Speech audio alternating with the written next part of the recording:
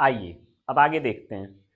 मैंने आपको ए और बी पार्ट बताया, अब इसके सी पार्ट पे जाते हैं। यहाँ देखिए हल्का सा अगर कट रहा होगा स्क्रीन पे तो मैंने लिखा हुआ है reaction of acid with base.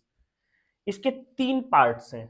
First part पे मैं आपको बताने वाला हूं reaction of metal oxide and hydroxide with acids. तो चलो फॉर्मूला बना लेते हैं। क्या कहता है कि मेटल ऑक्साइड लेना है, ठीक है, मेटल ऑक्साइड ऑब्लिक हाइड्रोक्साइड, और इसकी किससे रिएक्शन कराने को कह रहा है, किसी एसिड से, ठीक है।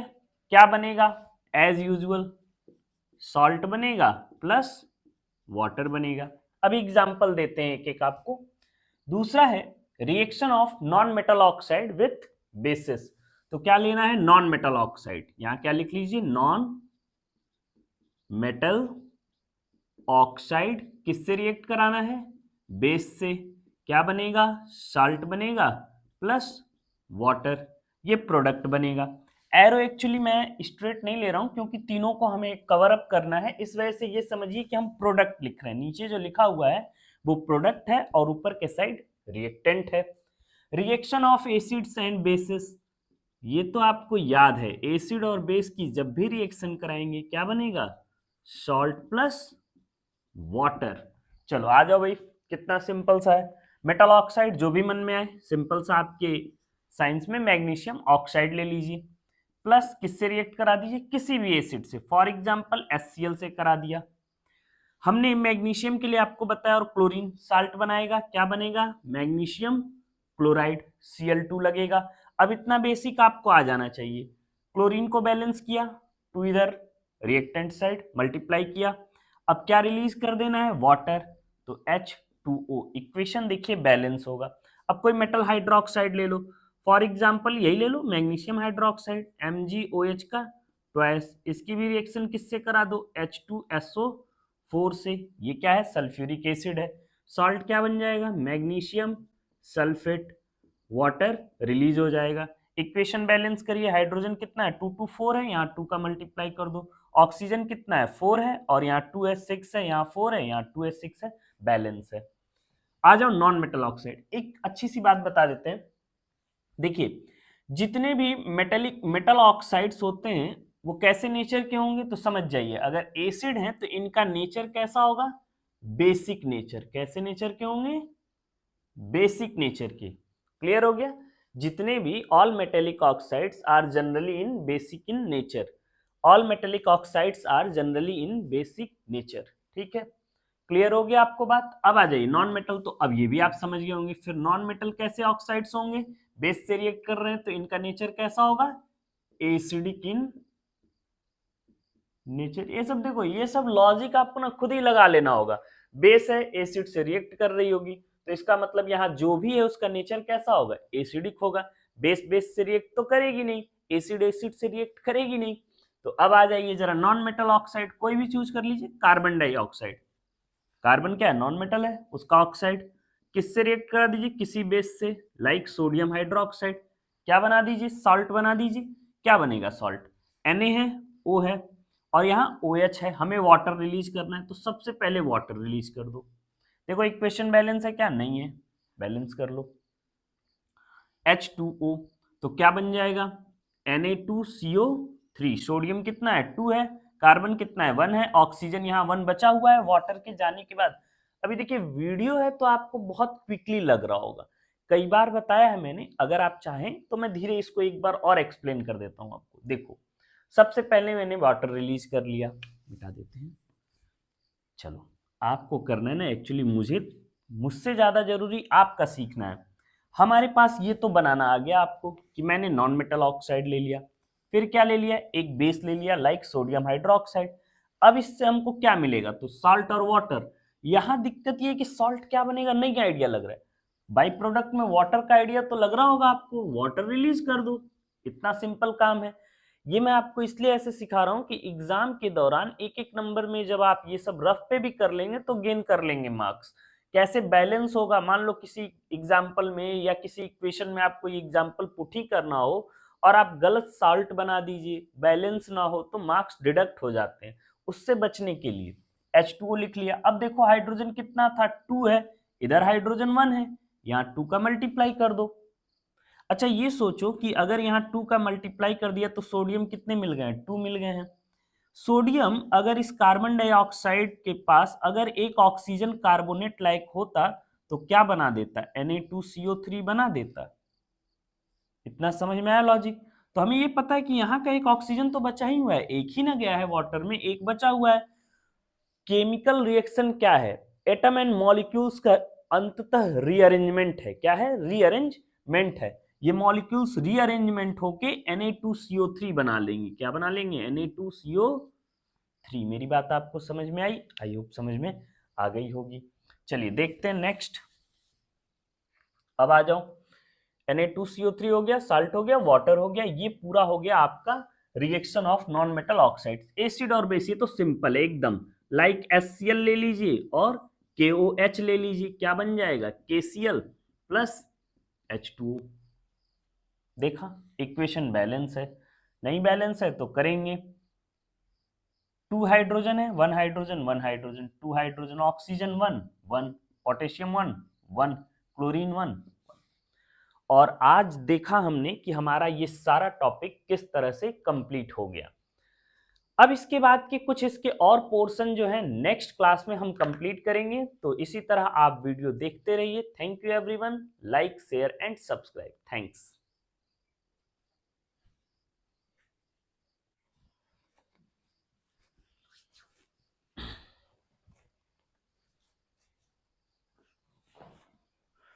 हेलो गाइस, कैसे हैं आप सभी लोग, आई होप मस्त होंगे, जबरदस्त होंगे।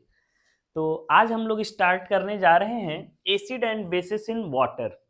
एसिड और बेस वाटर में इनका कैसा बिहेवियर होता है, और बेस और एल्कली में डिफरेंस। इसके बाद दो और छोटे छोटे पॉइंट्स अगर टाइम मिला तो उसे भी कर लेंगे, हाइड्रोनियम आयन और डाइल्यूशन। ये दो चीजें कवर करेंगे और इसके बाद आज की क्लास यहीं पे सम अप करेंगे। तो पिछली क्लास में हमने देखा था कि कुछ कॉमन जो केमिकल प्रॉपर्टीज हैं एसिड और बेसिस की वो क्या थी। आज हम इसको कंटिन्यू करते हैं। Acid and basis in water क्या होगा, सिंपल सा मैंने बताया, कोई भी एसिड हो या बेस हो, जब भी हम उसको वाटर में डिसॉल्व करते हैं वो अपने रिस्पेक्टिव आयंस में डिसोसिएट हो जाता है। इसी बात को मैंने यहाँ मेंशन कर रखा है।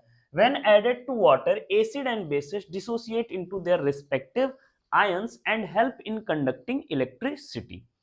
सुनिएगा, कभी कभी मन में डाउट होता होगा आपके कि वाटर को एसिड में मिला दें या एसिड वाटर में। तो हमेशा याद रखिए, जब भी कोई एसिड या बेस कंसंट्रेट होता है तो हम वाटर को एक बीकर में लेते हैं और एसिड ड्रॉप ड्रॉप उस वाटर में पुट करते हैं, ठीक है। ऐसा नहीं करेंगे कि हम वाटर को एसिड में डिसॉल्व करेंगे, क्लियर है। ऐसा करेंगे अगर आप लैब में तो आपके लिए हार्मफुल हो सकता है, प्रिकॉशन रखेंगे ये। आइए देखते हैं जरा difference between a base and a alkali. एक बेस और एल्कली में क्या डिफरेंस है, तो मैंने कुछ पॉइंट्स यहाँ नोट कर रखे हैं। जैसे ये है बेस, क्या है, बेस। अगर हम इसकी बात करें, bases undergo a neutralization reaction. Neutralization reaction when acid and base react to each other gives salt and water. तो यही लिखा है, न्यूट्रलाइजेशन रिएक्शन विथ एसिड्स। जब भी एसिड के साथ रिएक्ट करते हैं तो कैसी रिएक्शन देते हैं, बेस, न्यूट्रलाइजेशन रिएक्शन। वहीं अगर एल्कली की बात करें तो alkali is an aqueous solution of a base. किसी बेस का क्या होता है, ये एक्वस सोल्यूशन होता है। जैसे सोडियम हाइड्रोक्साइड, ये बेस है, हमेशा सोल्यूशन फॉर्म में है। एल्कली क्या है, जरा ये समझ लीजिए। पीरियोडिक टेबल में दो टाइप के मेटल्स पाए जाते हैं, एल्कली मेटल्स और एल्केलाइन अर्थ मेटल्स। तो एल्कली मेटल जो होते हैं वो फर्स्ट ग्रुप के सारे मेंबर्स होते हैं। तो फर्स्ट ग्रुप के member potassium hydroxide, sodium hydroxide, ये लोग कहाँ आते हैं, फर्स्ट ग्रुप में आते हैं। अब बात है मेनली मेटेलिक हाइड्रोक्साइड, यहाँ लिख रखा है मेनली मेटेलिक हाइड्रोक्साइड। पोटेशियम क्या है, मेटल है, सोडियम क्या है, मेटल है, इनके हाइड्रोक्साइड, और वो भी कैसे, एल्कली। अब आओ जरा, they are comprised of metal oxide, metal hydroxide, metal carbonate and metal bicarbonate. ये मैंने आपको रिएक्शन पिछली क्लासेस में दिखाई थी, तो इसको अभी डिस्कस ज्यादा नहीं करते हैं, स्किप करेंगे डिस्कशन को।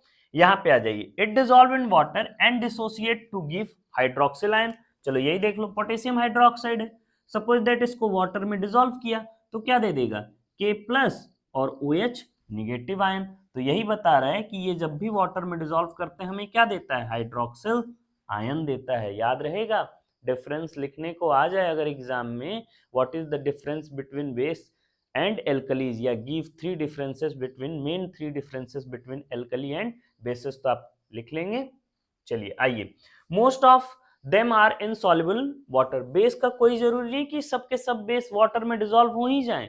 जैसे ये अमोनिया डिसॉल्व नहीं होगा, वाटर में डिसॉल्व नहीं होगा, जबकि यहां देखिए ये सबके सब वाटर में डिसॉल्व हो जाएंगे। All alkalis are bases, all alkalis are bases, सभी की सभी एल्कलीज बेस होंगी, लेकिन मोस्ट ऑफ, सॉरी यहां पे लिखा है क्या, मैंने नहीं लिखा है, तो ये समझ लीजिए, यहां से भाई बता देता हूं कनेक्ट करके। All alkalis are bases but all bases are not alkalis, clear है, but not all bases are alkalis. Potassium hydroxide और सोडियम हाइड्रोक्साइड एग्जाम्पल है इसके। यहां देखिए, यहां रूल था कि एल्कली क्या देगा, हाइड्रोक्सिल आयन देगा। यहां जरा देखो, सोडियम अमोनिया के साथ क्या ये हाइड्रोक्सिल आयन देगा सोल्यूशन में, नहीं देगा। समझ रहे हैं आप मेरी बात?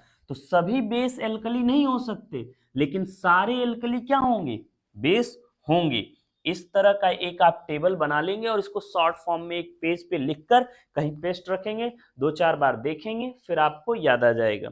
मैं साइड हो जाता हूं, आप इसको नोट करिए, फिर हम लोग हाइड्रोनियम आयन को थोड़ा समझ लेते हैं और डाइल्यूशन का कॉन्सेप्ट, और उसके बाद अगली क्लास में हम देखेंगे कि स्ट्रेंथ एसिड और बेस की क्या होती है। ठीक है, मुश्किल से 2-4 लेक्चर और है, इसके बाद एसिड बेस और साल्ट फिनिश हो जाएगा। Thank you everyone. अभी देखेंगे, जाएंगे नहीं, वीडियो को छोड़ के जाना नहीं है। मैं थैंक यू बोलता हूँ तो लोग समझते हैं क्लास ओवर हो गई, नहीं नहीं, क्लास ओवर नहीं हो रही है, इसके बाद का हम लोग आके कंप्लीट अप करते हैं। ओके ओके, आई होप आपने नोट कर लिया होगा। अब आइए, एक छोटा सा टॉपिक है दो, हाइड्रोनियम आयन और डाइल्यूशन। सबसे पहले हम हाइड्रोनियम आयन के बारे में डिस्कस कर लेते हैं। Hydronium ion is a form when hydrogen ion accept a lone pair of electrons from the oxygen atom of a water molecule forming a coordinate covalent bond. सब रवि से हाइड्रोनियम आयन ना तो आपसे कभी पूछा जाएगा और ना आपको इसे लिखना होगा, हाँ, लेकिन समझना जरूर है कि ये हाइड्रोनियम आयन क्या होता है।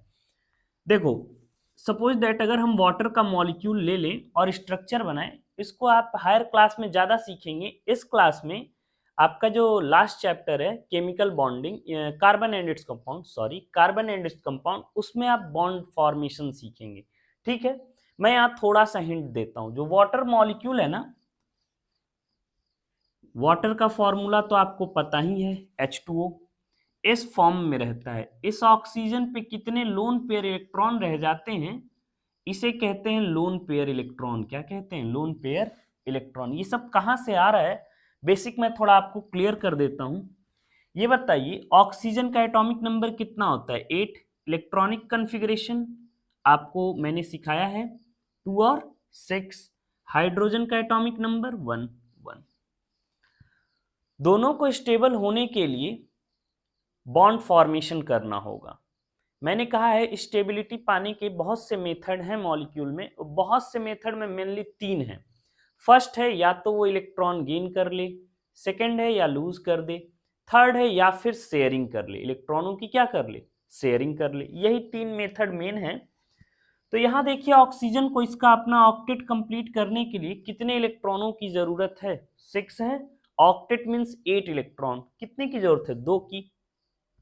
या तो कोई इसको 2 दे दे, या फिर दूसरा मेथड मैंने आपको बताया था, नोवेल गैस कॉन्फ़िगरेशन अटेन कर ले। तो नोवेल गैस कॉन्फ़िगरेशन अटेन करने के लिए 6 इलेक्ट्रॉन लूज कर दे, आउटर मोस्ट में 2 इलेक्ट्रॉन रह जाएंगे, हीलियम जैसा नोवेल गैस। अब ये देखेंगे कि दोनों में क्या, कौन सा वे इजी है, 2 इलेक्ट्रॉन गेन करना कि 6 लूज करना। तो ये समझ में आया कि गेन करना इजी है। तो भाई हाइड्रोजन गेन करने के लिए अपना इलेक्ट्रॉन इसको देना पड़ेगा, और जैसे ही ये इलेक्ट्रॉन अपना देगा एक, तो इसका स्टेबल कहाँ रह जाएगा, ये मॉलिक्यूल की स्टेबिलिटी का संकट है। तब दोनों में म्यूचुअल अंडरस्टैंडिंग होती है कि देखो भैया, हम लोग शेयरिंग में पार्टिसिपेट करेंगे इलेक्ट्रॉनों को। किसमें, शेयर में।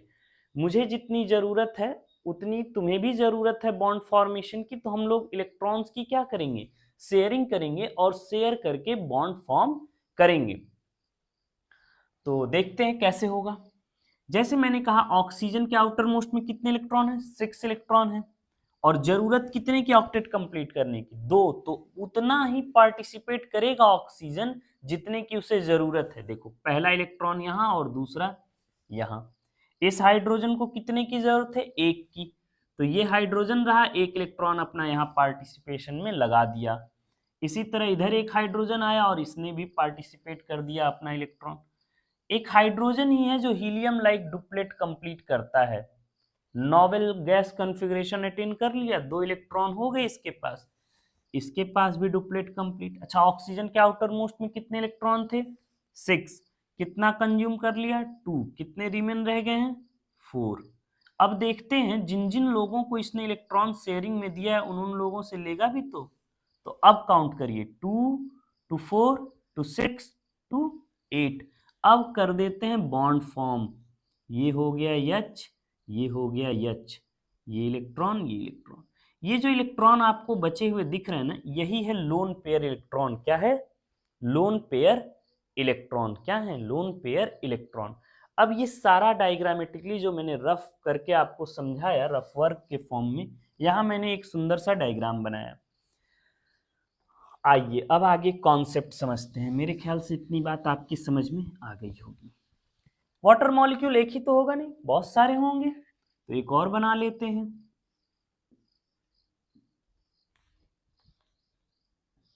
देखिए यही रीजन है कि मैं बोर्ड पे बनाने का काम या लिखने का पहले कर लेता हूँ।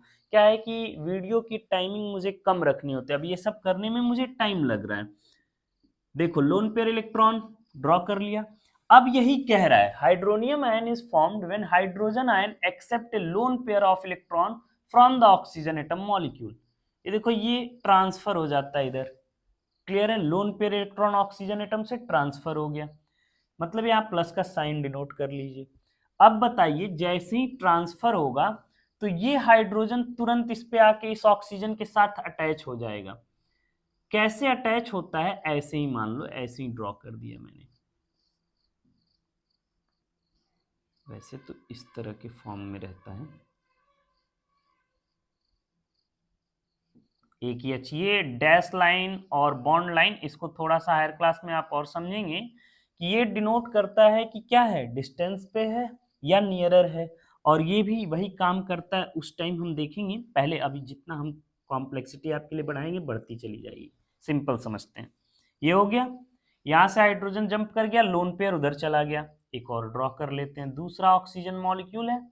अब इस पे कितने लोन पेयर आ गए, 1 2 तो पहले से था, एक और आ गया और एक हाइड्रोजन एटम। देखिए इसे ही जनरली हम लिखते हैं OH negative ion, hydroxyl ion. यहाँ कितने H हैं, 1 2 3, कितने हैं, 3।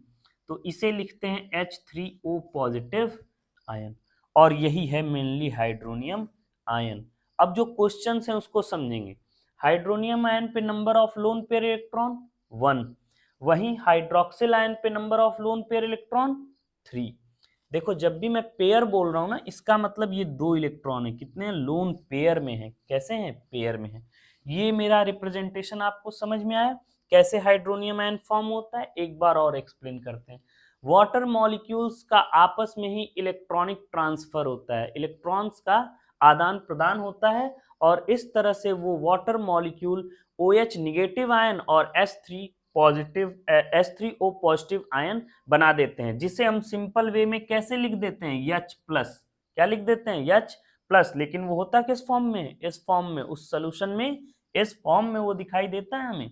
हम ये H प्लस डिनोट करके बस ये बता देते हैं कि भैया H प्लस यहाँ है, और हाइड्रोक्सिल आयन मतलब हाइड्रोजन आयन और हाइड्रोक्सिल आयन सोल्यूशन में बने हुए हैं। ये हाइड्रोनियम आयन समझ में आया। अब कोऑर्डिनेट बॉन्ड का फंडा समझ लो। ये जो एक एक्स्ट्रा हाइड्रोजन आके जुड़ा ना, वहां पे ऑक्सीजन और हाइड्रोजन के बीच कैसा बॉन्ड फॉर्म हुआ है, कोऑर्डिनेट कोवैलेंट बॉन्ड। और इसके लिए आपको थोड़ी सी क्लासेस और देखनी पड़ेंगी, वॉच करते रहिए। और इसका बेनिफिट आपको कब मिलेगा, जब आप पढ़ रहे होंगे कार्बन एंड इट्स कंपाउंड, वहां इसको ज्यादा समझेंगे। वहां भी ज्यादा नहीं समझेंगे, लेकिन जब आप कोवैलेंट समझ लेंगे तो ये भी आपकी समझ में आने लगेगा। आइए डाइल्यूशन छोटा सा पॉइंट है। Dilution is the process of reducing the concentration of solution by adding more solvent. Solvent क्या होता है? लार्ज अमाउंट में जो भी अवेलेबल हो वो क्या है? सॉल्वेंट है। यूजुअली हम क्या ऐड करते हैं? वाटर। सॉल्वेंट के फॉर्म में क्या करते हैं? किसी भी कंसंट्रेट एसिड या बेस में अगर हम कोई सॉल्वेंट डिसॉल्व करें तो उसका कंसंट्रेशन क्या होता जाएगा? डिक्रीज होता जाएगा। तो बता रहे हैं कि यूजुअली हम क्या करते हैं? वाटर यूज करते हैं। यही प्रोसेस क्या कहलाती है? डाइल्यूशन कहलाती है। क्या कहलाती है? डाइल्यूशन। मैंने आपको बताया कि प्रिकॉशन क्या रखनी है आपको, कभी भी एसिड में वाटर नहीं डिसॉल्व करेंगे बल्कि एसिड को वाटर में डिसॉल्व करेंगे ड्रॉप ड्रॉप। क्लियर है?